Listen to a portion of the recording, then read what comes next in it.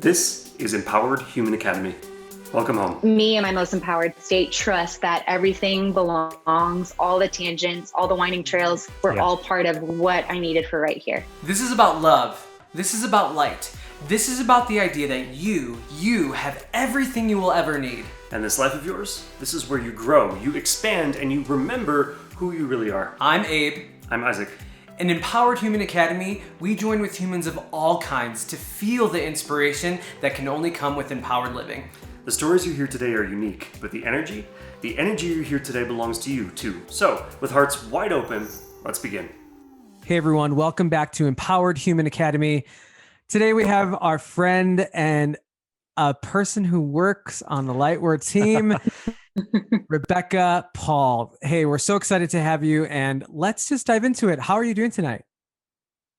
I'm doing so great. I'm really excited about this. So thanks for having me. Absolutely. Same.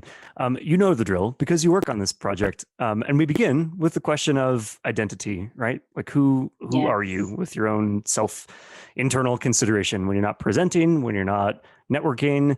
What words of identity do you choose for yourself? Yeah.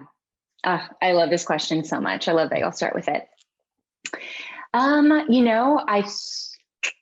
The words that come to mind when I come home to myself is that I'm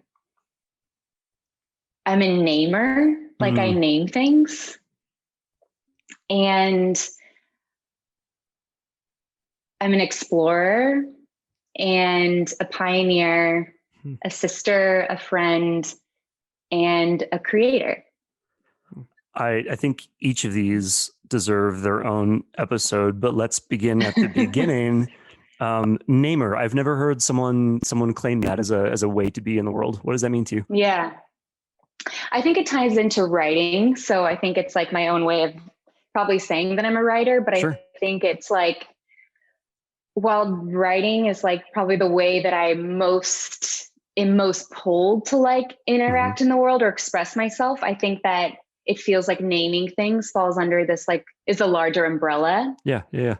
And then like writing kind of fits underneath that. But I think that I've always just found like a joy and a curiosity about like, I get such a satisfaction whenever I like read a sentence and someone has exactly described something that I felt, but I've never been able to put into words. And so I think that I really enjoy, and I think it's almost like those early things that like lit us up also were like, can be some sort of clue of like how we are or how we want to be in the world or how our soul wants to be in the world. Cause it's like seeing this mirror that's like telling you something about yourself. So that's what it means to me. It's like, I love the feeling of wrapping words around an experience, or even if I'm in a conversation with a friend, like, and they're describing something to me, maybe something complex, or whether it's a situation or an emotion, I love like diving into that with someone and like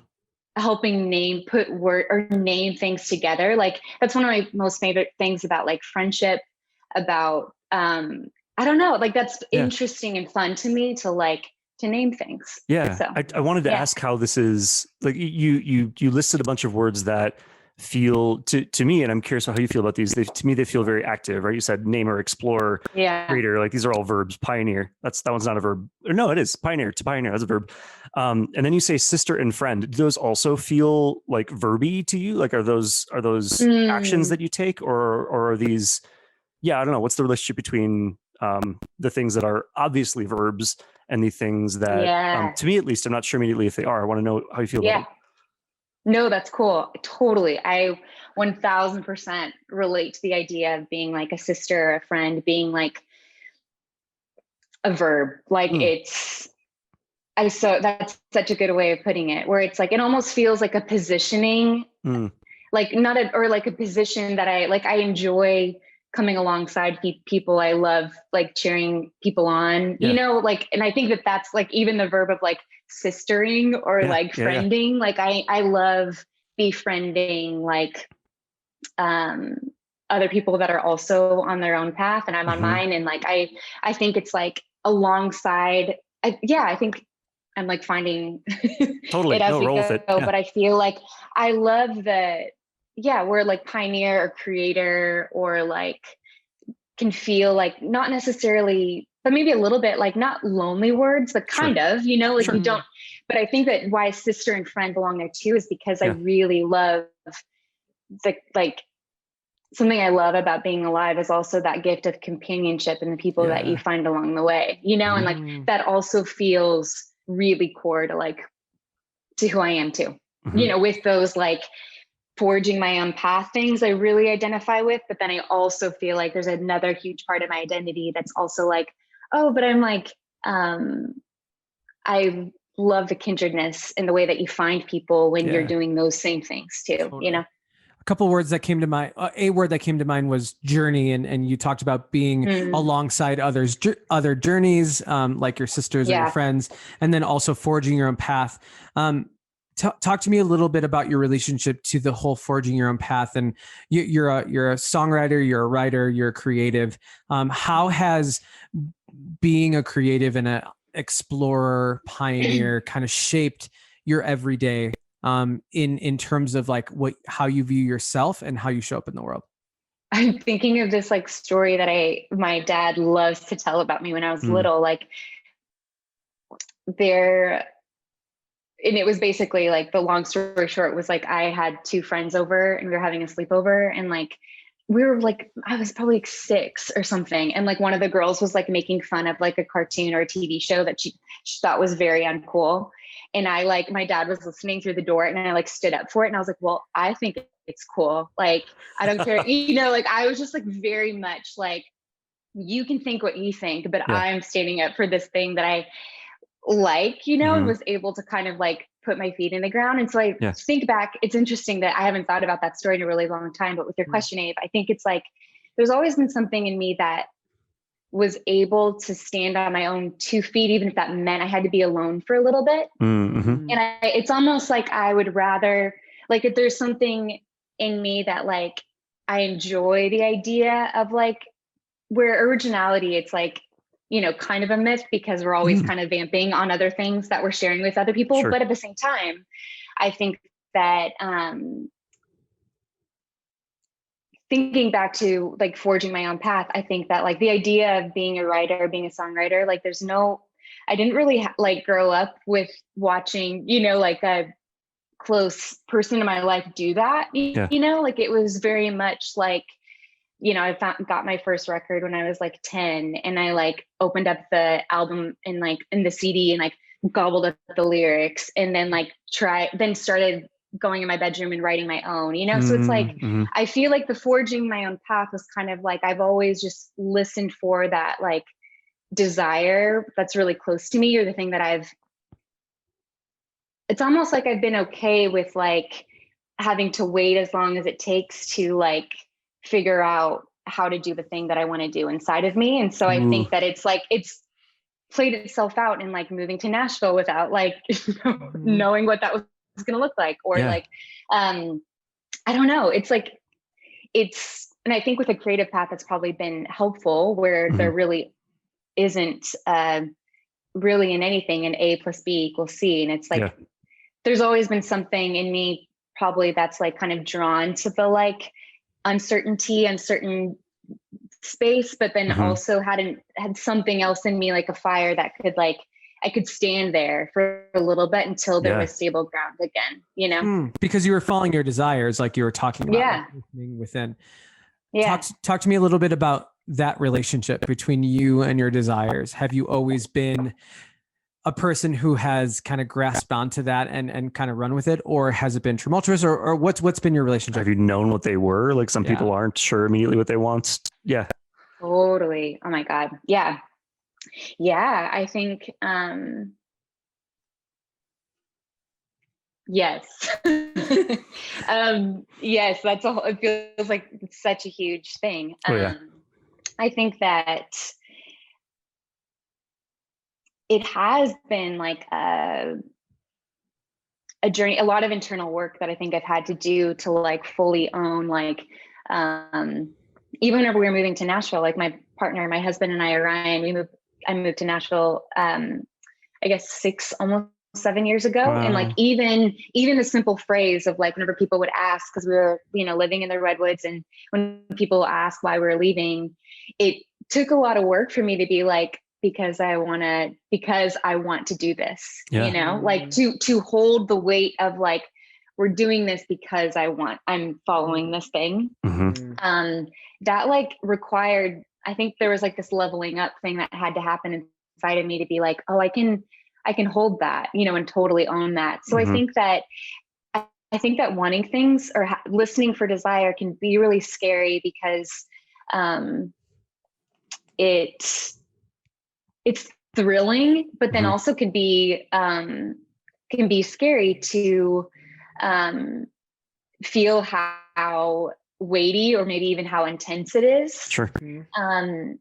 And whenever you don't see a clear through line to like the acknowledgement of desire is its own journey. Sure. But then once you acknowledge the thing, it's a whole other journey to be like, okay, now I'm wanting this, or now I'm setting myself on a path. Yeah. And then how does that still sustain me in that space of longing, or in that space of like uncertainty, like that can be a long road. So, yeah.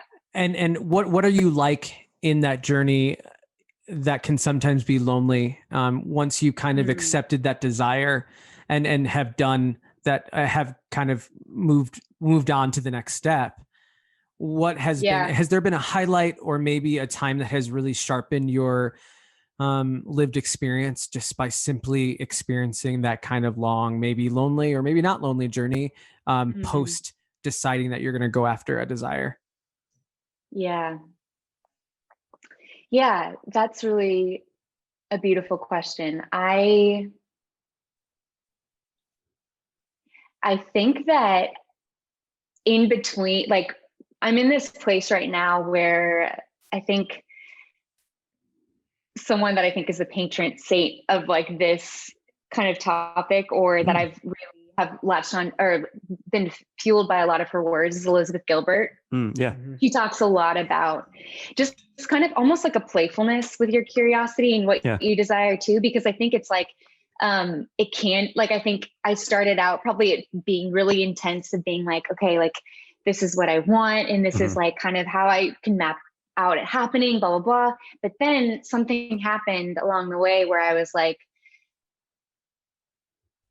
hit like this first bump, not even first bump, but like you get into experience some disappointment, or like things not necessarily the path being as clear as like, I wouldn't have admitted that I thought it was going to be clear, but I think it's like, if we're really honest with ourselves, we probably think that something's going to be fall into step, or at least my younger self. Whenever I think back of like Rebecca in her early 20s, I'm like, I have a lot of love for her, but I'm like, oh, she like had a lot to settle into, so I think that I've really, to answer your question, Abe, I think I've really fallen in love with process and really just fallen in love with the idea of like, if I can find nourishment in the, almost like the day, just like living and every day, even, and find the nourishment that just comes from these like drop down, like moments in life that are like shared with people, or just moments that like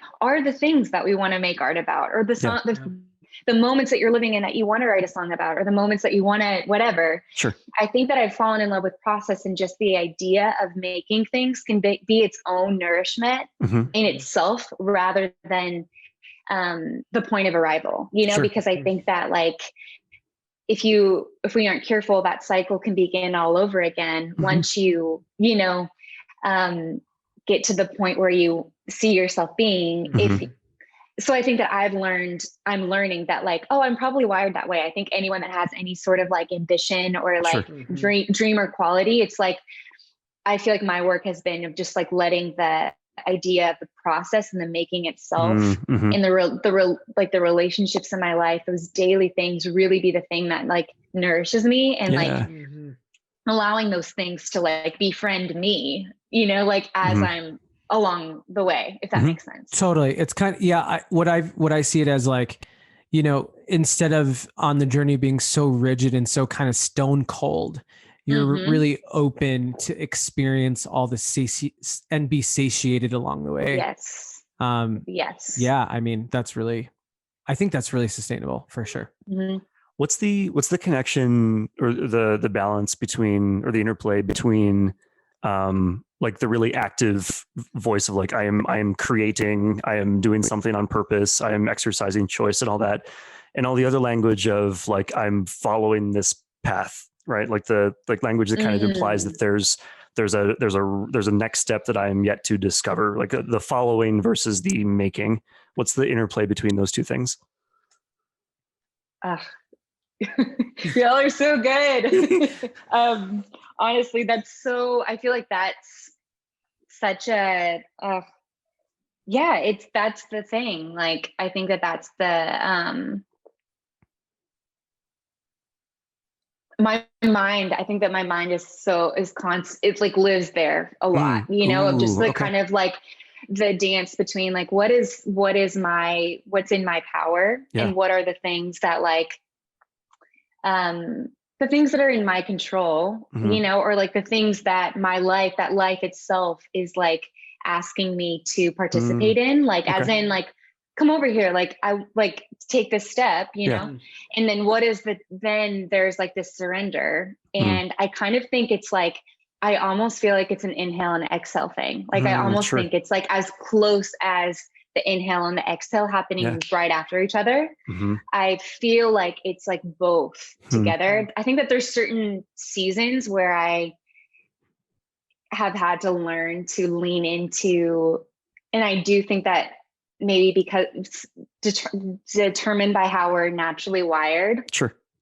I think that sometimes life can ask you to like, almost like how we didn't really develop in our like younger selves, like your adult self is more like, once you're thinking about your life, you're like, oh, here's where the imbalances are. Here's what I need to leave in. And then that's really fun because that's where your adult consciousness gets to play into, how do I become an active participant in giving myself the thing that I wasn't. Like, I think that childhood is about what you're given. And then it's like adulthood is like what you're actively like. Sure. Reconciling? The conversation of, totally. I think so. Yeah. And so I think that for me, it was like, even though like desire, I've always had like been passionate about things. I do think that I had an aversion to like being aggressive, or I had an aversion to like me seeming like I was fill in the blank, like, so I think an example of like, whenever I moved to Nashville, like, even though I had like my checklist of things that I wanted to make sure I was doing, or like, I need to drop by this place, or I would love to talk to this person, blah, blah, blah. There was also this thing I was like really nervous about, where I almost like, I don't know if it was like a playing it cool thing, but it was like, I can't be too eager, know? I can't show my cards too, like keep that close. Yeah. And so I think and I do think it's a dance where I think that there was probably something in that, like there's something to that, right? Where it's like, you can want something, but also figure out how you're going to carry yourself in like, moving forward, or how you're going to interact with that. But I also feel like it has been more of my work in the past, like my adult self, in actively being like, oh no, I can be close to my own agency, and like I can be close to like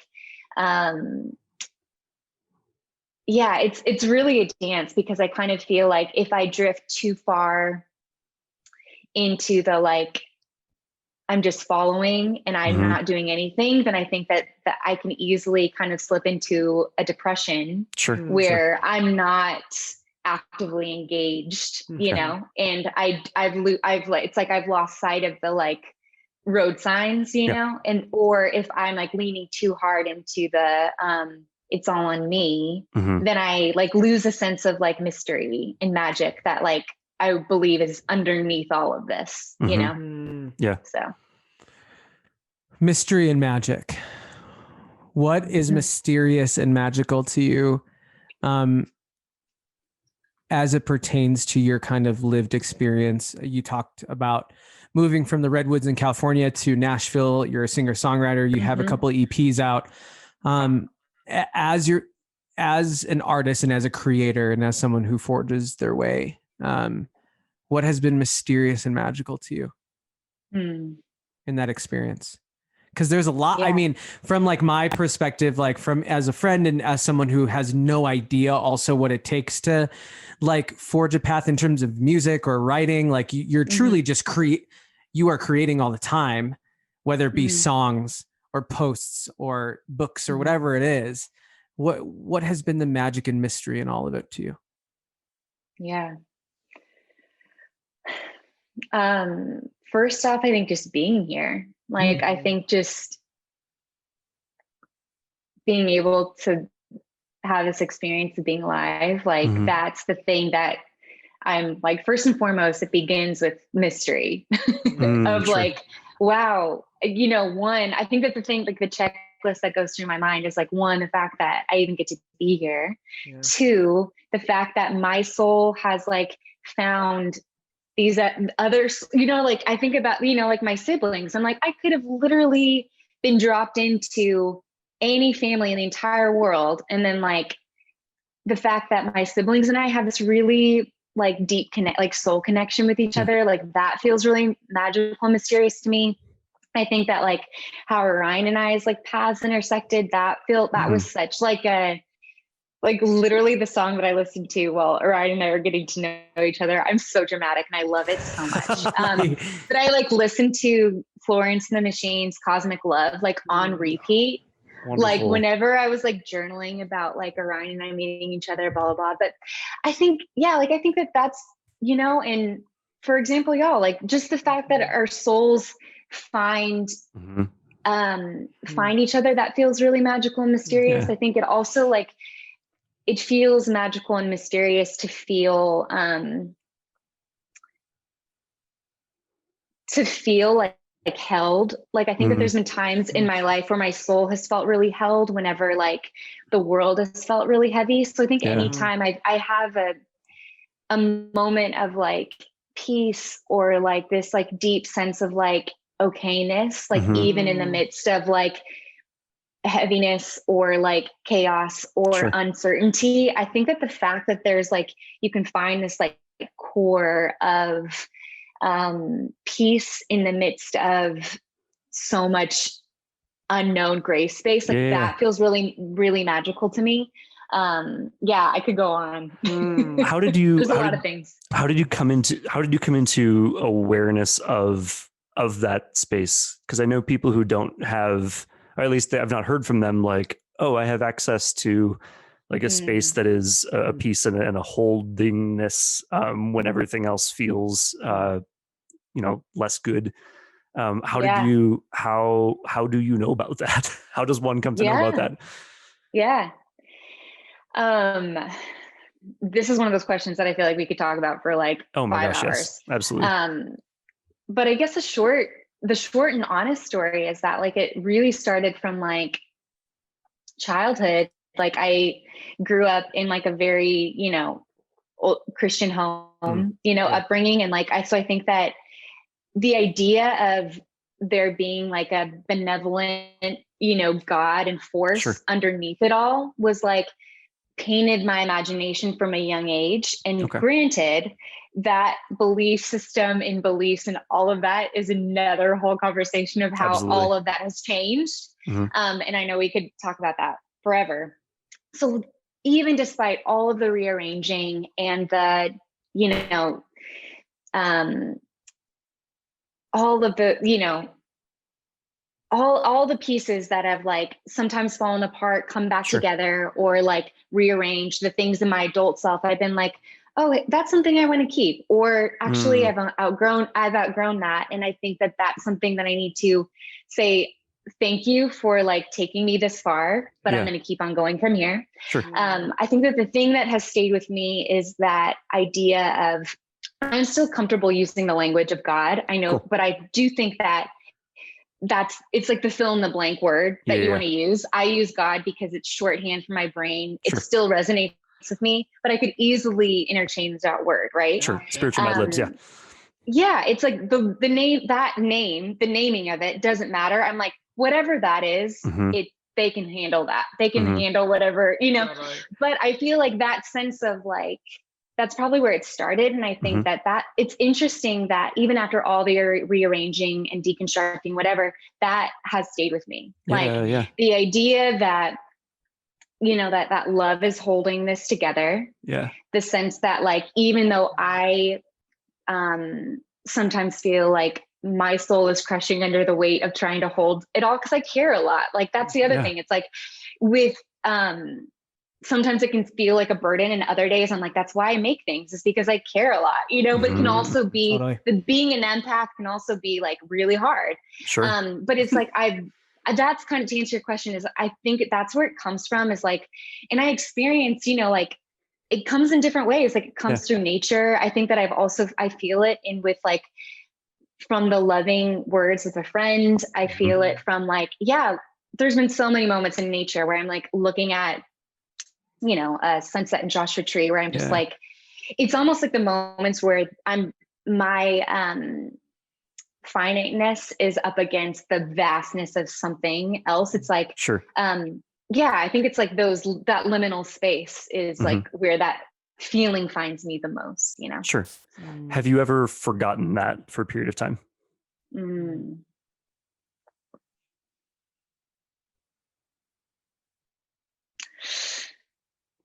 I think that the honest answer is no.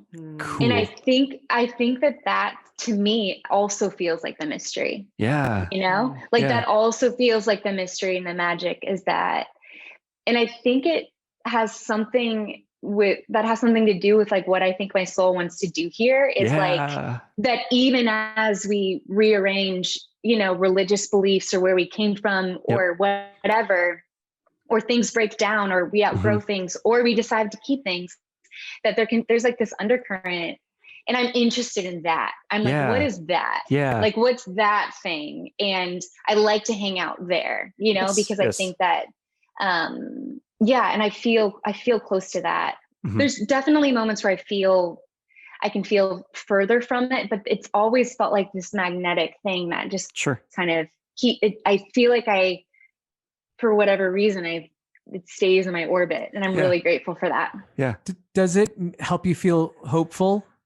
I think that what's been interesting, and Orion and I talk about this all the time. Like, I think that every day we're like, I'm very much like, and maybe you know this, like, watch the news. Like, we talk about this all the time. We'll text each other back and forth. Like, I'm very much like interested in like, what's going on here. You know what I mean? Like, even though I do consider myself I consider myself a spiritual person. I think that I also just love like the grittiness and the bizarreness of being a human and being alive and everything that comes with that. So I feel really invested in like, whether it's politics or fill in the blank or art, whatever. I think that in my mind, I can, and I've dealt with definitely, I feel like I haven't had an intense depressive episode for a while, but like definitely in college, early college, like definitely came face to face with like depression and like really had a name for it. Like, that word comes back up where it's like, I had never thought about the idea or considered the fact that I was, that something could be going on in my brain chemistry that, that whatever. But I think that, so while my mind can definitely go to the heaviness, and there's something about my personality that like, I'm working on that right now, where it's like, even after I'll have a great experience, my brain still sometimes drift to the thing that I didn't quite understand or didn't go quite right. But it's because my strategy brain wants to figure it out. Or it's almost like, I feel like it's almost like a piece of my evolutionary brain still there that wants to be like, I don't want to feel that again. So how do I not do that again? That makes sense. So it's like, I'm working on not just honing in on the things that I wish would have gone differently, but really savoring in the things that actually ended up really cool. But I do think, in answer to your question, Abe, I do think it does give me a sense of hope, because it's like, even as things can feel heavy, I also feel like I have a place to kind of offload it. And I know that I'm not the carrier of it all, and I think that it's like that having something to offload it has been huge, I think. And that keeps me close to hope, because I'm like, I think that it's like, if there's something that is like the magnetic thing, if whether, love, fill in the blank, then then it feels like, even as fucked up things can get, it still feels like there's this magnet thing that's slowly pulling us along, and that feels like hope. Love that. When you talk about like letting go of some things or bringing new things into the way that you think and the way that you are, and like all in front of the backdrop of this constant that you're talking about, what is the motivating? What's the motivating the factor? What's the impetus? Like why swap things in and out of the way that you interact with the world? Are you building towards something? Is there a trajectory? Like what's the why? Yeah. Ooh, that's a good question.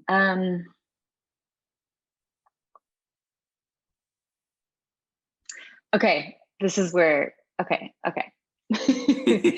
I do think that an idea that's been really interesting to me lately, I've been reading some of, and I never really I know there's people that dive deep into this, but Sure. I recently read this book. In January, I went out to the Catskills, drove out and just spent some time in a cabin, by myself, and just got some writing done. One of the books that I brought with me, and it's so fascinating, this part of that mystery magic thing that we were talking about earlier, is I feel like that it happens in my book choices. It's like a recommendation will find me at this really random time, and then that book will make something click in my brain that I had been trying to figure out for a long time, and then that will lead to another thing, and then whatever, blah blah blah. And I read this book. It's by a Carl Jung analyst, like a psychoanalyst in that stream. Yeah. And while I haven't read a ton of Jung's work, I just know that he's someone that we all, quote, whatever, in modern psychology, they quote him all the time. And there was this book on individuation, and it was talking about, and I had heard that word. It's really interesting. I had heard that word a long time ago, and I literally was very curious about it. What do you mean individuation? What's that? I also think it's because I'm a 4 on the Enneagram. So anything that's individual, I'm right. Cheers. What? Yep. Yeah. But there was this whole concept that was really cool to me, where it was basically about how our souls want to complete some sort of cycle while they're here. Not a cycle, but it's we do have something that our souls want to completely, in the word is individuate, that there's something that our soul wants to do while we're here. And we can only do that if we are committed to I'm really summarizing this book, so go read the book. We'll put it in the show notes. Perfect.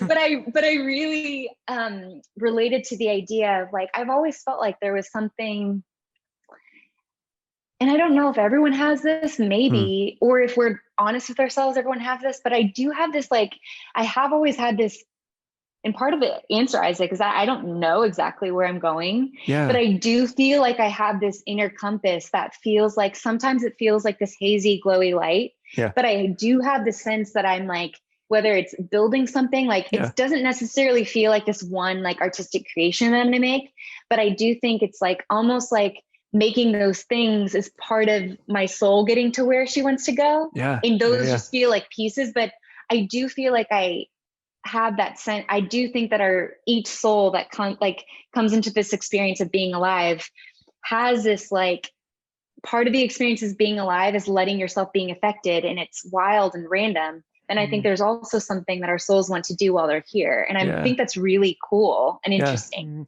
And if you know that that's the underlying kind of why, or what, right? It's kind of something that you can fall back to, or kind of trust along the way, which is going back to the whole God thing. If you can if you know that that's a common underlying thread, those seem kind of related a bit to me.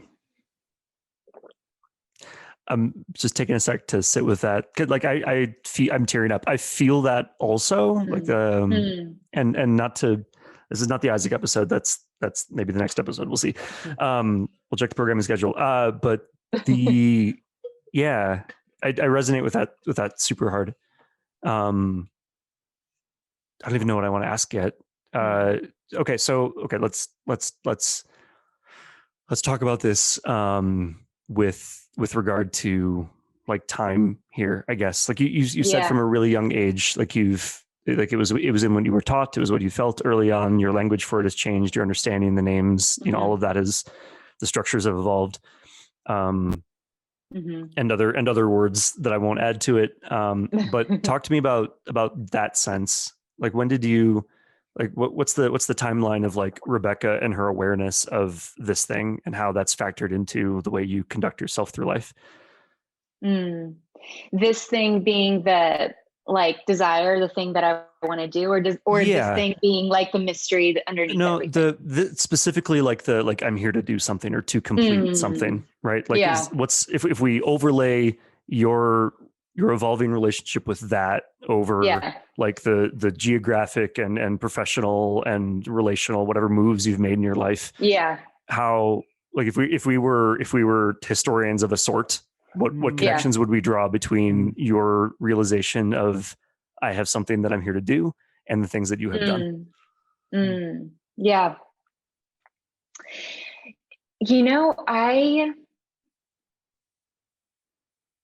This has actually been like freeing for me lately to be thinking more like this, because I think that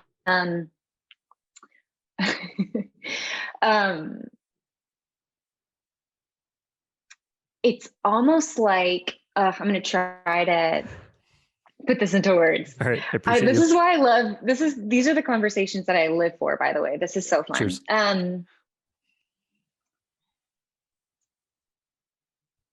I don't think I think that it started when I was younger. I think it was just like it kind of just started as like kid cute like ambition and dreaming, where like even like I have these like books that I would like write little stories for family and friends that I would give to them for Christmas. Oh, wonderful. And like in one of them, I remember writing, or I still have one of them, where I was like, when I grew up, I want to be an FBI agent, a restaurant owner, an author, and a singer. Like I just kind of like wrote, like all these ideas down. And so it's almost like I feel like part of, even though like my consciousness wasn't aware of what I was doing, the fact, and that's why I think it's reconnecting with your inner child is such a beautiful, like important part of inner work, because you really can like go back and look at those like initial impulses of things that I was like, no one told me to do this. No one like said, go write a story in your room. No one said, go get a cassette and try to record yourself and sing and, imitate that singer that, like no one told me to do that, So I think it is an interesting exercise to be like, what's the thing that I did when I was little that no one told me to do that? And like the marching orders were literally just coming from me, and so like that sense of play before we were like, catapulted into the adult world, and we were like, now put a stamp on what are you going to do next for college, or what are you going to do for your career? It's like looking back at those things. So I think that whenever I was younger, I wasn't aware of it. It was just like, oh, doesn't everyone do this when they're little? Like they just, like we're just making things and playing here. And then I think starting in my 20s is whenever I was like, probably got a little bit closer to the like, okay, I want to do this, or like, I think it's songwriting, and really started pursuing that. But I think that now I'm getting to this place where it's interesting, because I'm like almost loosening my grip of like, I think I'll always write songs and music because like there's something about it that I love. But I think that lately it's like, I've been pulled to other mediums because it's becoming less of the thing, or it's becoming less of the medium and more of like, oh, maybe what I'm wanting to do is like a little bit bigger or broader or different than I originally thought was like the gateway. And so it's like loosening my grip on like the expectations of it needing to, and so it's like, it's been like a soul excavating, sometimes sad, because you're almost having to, I'm not saying I'm waving goodbye to this dream of whatever, playing the Ryman someday or something. But at the same time, I'm like, if I didn't, I would be okay, totally. But it's also like, but then it's interesting whenever you wave goodbye to even the possibility of something, it's almost like you create a little bit more room for something else to be like, oh wait, I've been here all along. Mm-hmm. What about this? Oh yeah. And so I think I'm a little bit in that process right now, which I think my ego is like, you moved to Nashville, you can't stop being a songwriter. You know what I mean? Like whatever, you've done 2 Kickstarters, you can't pivot now. But there's another part of me that's like, writing a short film with my sister was so much fucking fun. And then writing essays has been like, oh, I've never been able to tell this story like this before. And maybe it was because the essay just gives me a lot more room than a 3-minute song does. And maybe there's things inside of me that just wanted to come out in a different way. So I think it's like, I'm kind of I feel like I'm kind of playing, and it's like, it's not all peace. Like I definitely have mental freakouts where I'm like very aware of time. I'm very much, I think also being a woman, like I think there's that extra layer of being like, if you, as a woman, you're almost, in our culture, it's like, if you are thinking about having kids at some point, it's like, oh, then how does that play into all of this? And how you just have like a more honed sense of time. I think that's a imposed pressure on women that we should push back on and rethink, but it's also a reality. Sure. So I think to answer your question, it's like, going on tangents.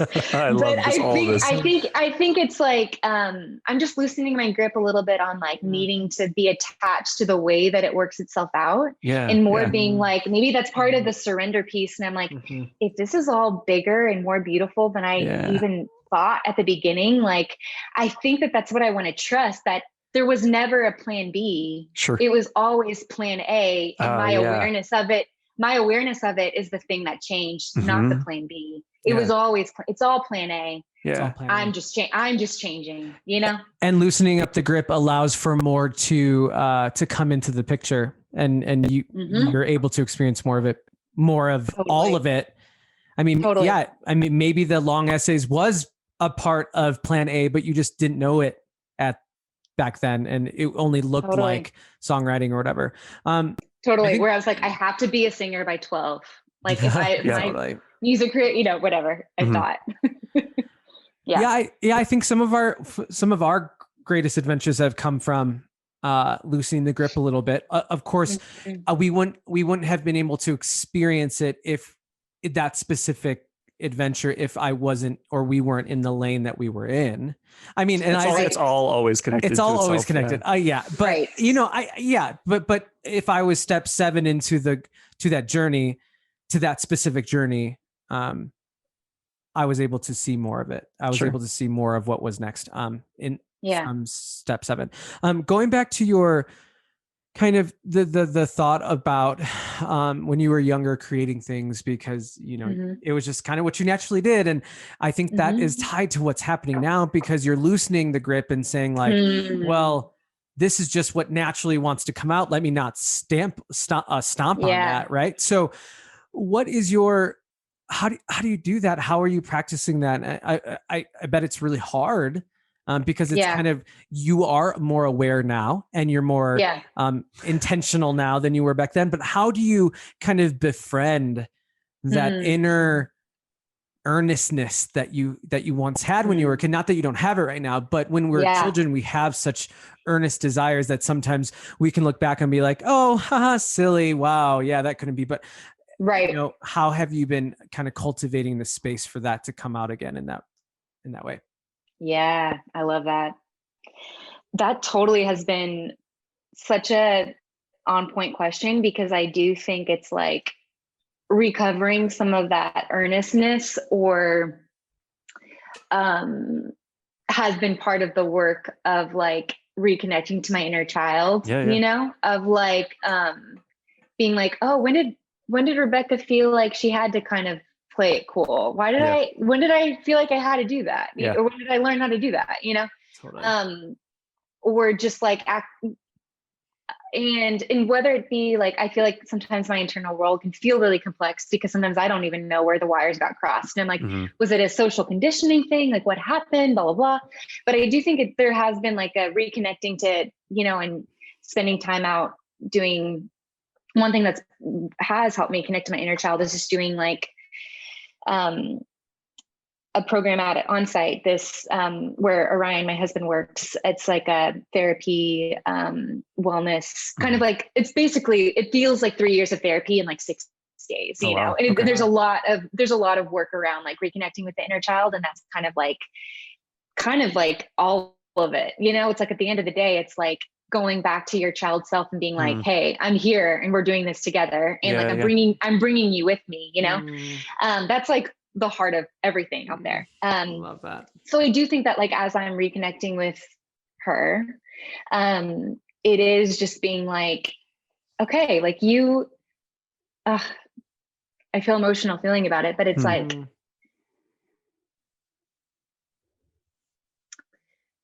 just being able to like see her, just be like, wow, there is a universe packed inside of you. Of course you wanted like stuff as much as you can into like this experience of being alive. And you want to love as many people as you can in this lifetime. You know, like, I think that like my heart just feels very expansive. And I think that that's why I want to like, whatever I'm bringing out, I want it to match the expansiveness that I feel inside. So I think that that's probably why I'm dabbling in a lot of different creative things. Cause I'm like, let's just find different ways. Let's paint with more colors, you know? But I do think that like reconnecting with that, and I hadn't like made that connection, Abe. So that's really beautiful of like, maybe part of that recovering some of that playfulness has been recovering that sense of earnestness. I want the work that I'm doing, the things that I'm like, all of that inner work we do is never wasted. Like all of it is meant to be, all of that inner work that we're doing is meant so that we can hold wherever we're going and whatever's next. Like it's meant so that we carve out more so that we're able to hold it once we're there, you know? So it's like, I feel like all the inner work that I'm doing is like, how do I just be okay with who I am now? And so that all of the ambition or the things that I want to make is not me proving anything. It is literally just coming from a sense of like, like, this is what I want to make and I'm having fun doing it. And like, these are the stories I want to tell. Like, I want it to come from that place. I want it to come to my heart space rather than like some imbalance in my ego that I wasn't able to look straight in the eye. And then I spend my whole life not connected to my life and not looking at me, you know. I'm like, I want to live my life, you know, like I want to live it.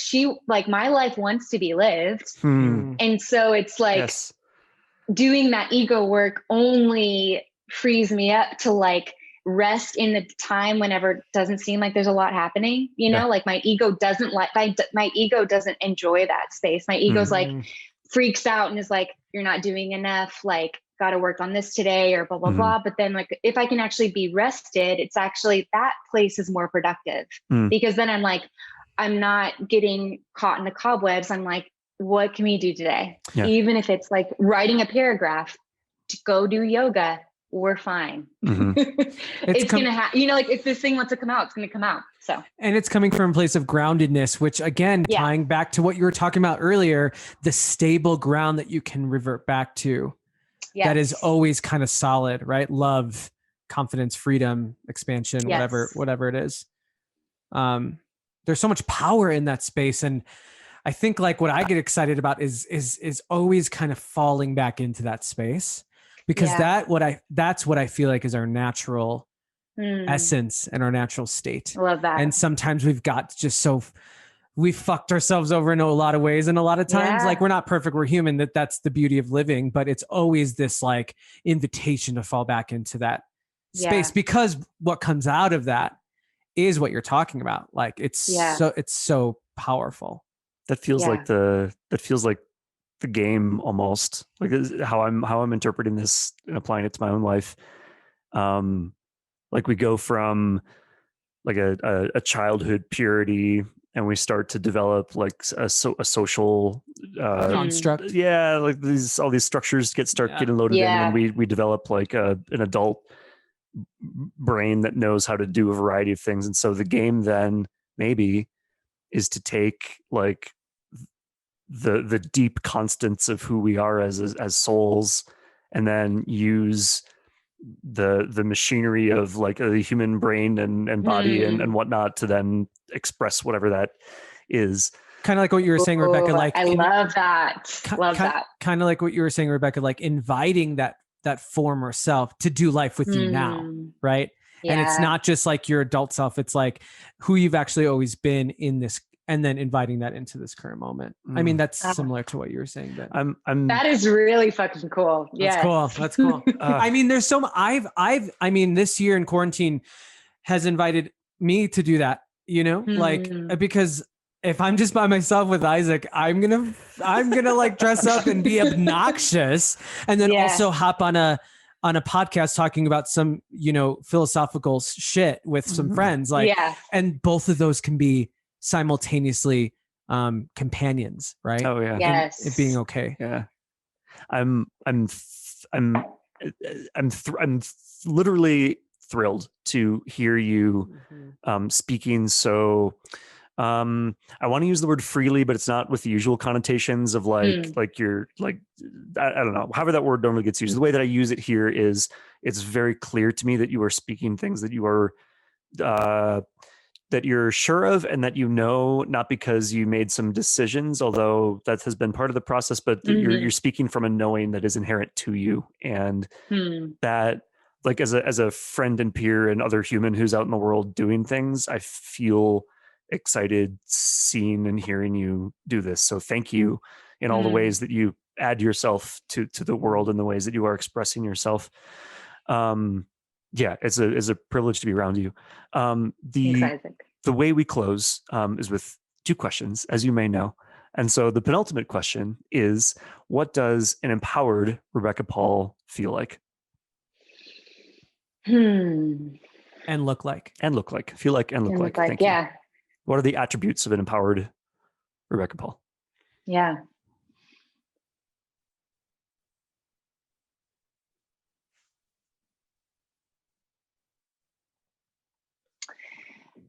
I think that,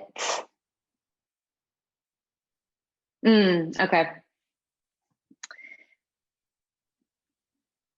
I think that an empowered Rebecca trusts that all of the winding paths were part of the map that I needed right now. And not just for me, but part of the map that I can like hand over to someone else if they, not so that they can follow it verbatim. Totally. But so that they can like be like, oh, all these winding things, that's actually, I need all of that. Yeah. Yeah. So I think that me in my most empowered state trust that everything belongs, all the tangents, all the winding trails were all part of what I needed for right here. Yeah. Yes. I'm going to break our normal pattern. We're still going to ask the last question, but just kidding. I love it. A couple of times in this conversation, you've paused to wonder about something, and then something like clicks in your vision, like drops, and you're sure about what you want to say next. Can you talk like just for like 30 seconds? Can you tell me about what happens there?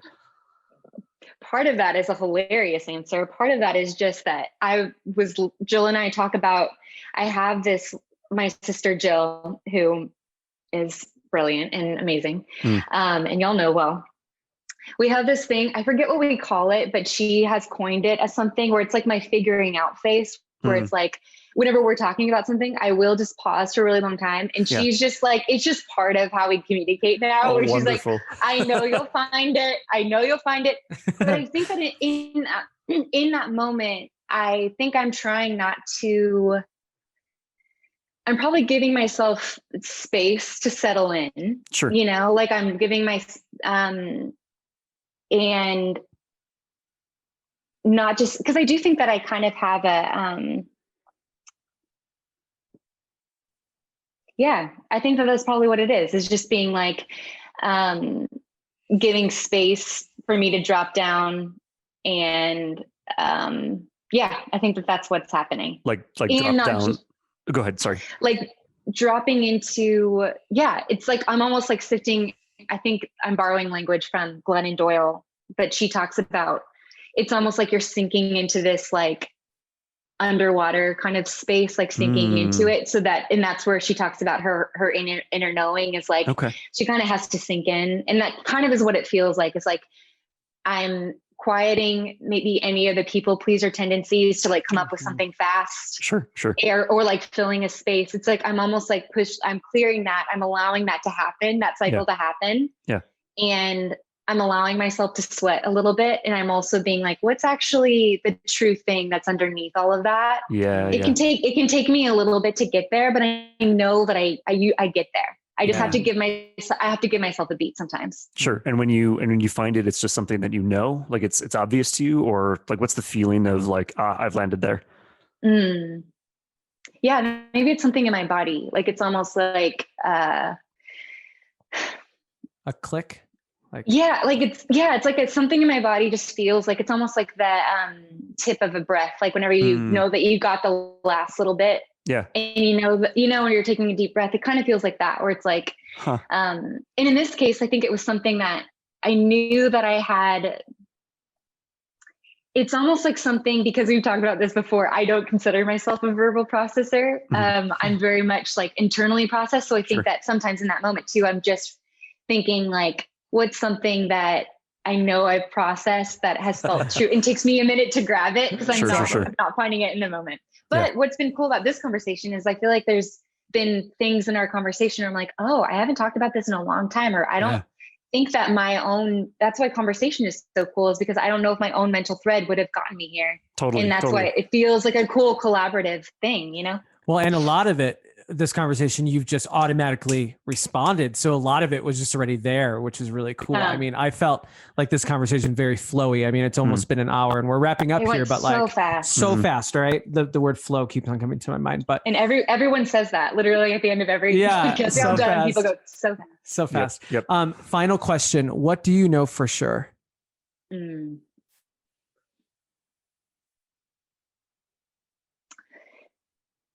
That love is what's holding all of us together, and that we're not alone. I agree. It's really a privilege to be your friend and also to get to work with you every day. Isaac and I always kind of talk to each other about like, wow, we have just such an amazing team of people who are a part of Lightword, and it's just an honor to be in your proximity and to hear your words and to not verbally process with you and Isaac on Slack, and also to invite you into my verbal processing outside of Slack. But yeah, just thank you so much for your light and your presence. I hope, and I know that a lot of people are going to take a lot out of this conversation. Yeah. I want to thank you for being you, as if it's a service to me, which it's not, but I benefit from like the example that you set by being yourself. So having said that, and then also removing myself from the equation, all of like any one person being themselves is glorious, and that is evident in you. So rock the fuck on. Amazing. I love y'all so much. Love you, Rebecca. Thank you. Cheers. This podcast is the work of Lightword, our company, named for that toward the light direction which informs every single thing that we do, including money, which means, like everything else, the way we earn revenue is not based on industry norms. It's based on what feels deeply right and aligned by passing through the door that feels like it has more behind it, not less. And the way we keep this podcast going is all Lightword. It's pay what feels good. It's an exchange of value between you and us. We're keeping conventional podcast advertising totally out of this. And here's how Pay What Feels Good works. We give you this episode because it feels good to do so. And you consider, honestly, what number of dollars this episode is genuinely worth to you. I do not care if that's $3, $1,000, or literally $0 and a heart emoji, as long as that trade genuinely makes your day better. And the energy there is the entire point. That is what we're building our business on. No advertisers, no selling your attention, just you and us, trading value in a way that builds us both up. So whatever the number, when you're done listening, head to empoweredhumanacademy.com and hit the Pay What Feels Good button. We use this policy across all of our company's work, and I'm really excited to bring it here to the world of podcasts. This is us voting for the world that we want to see. Thank you for being here.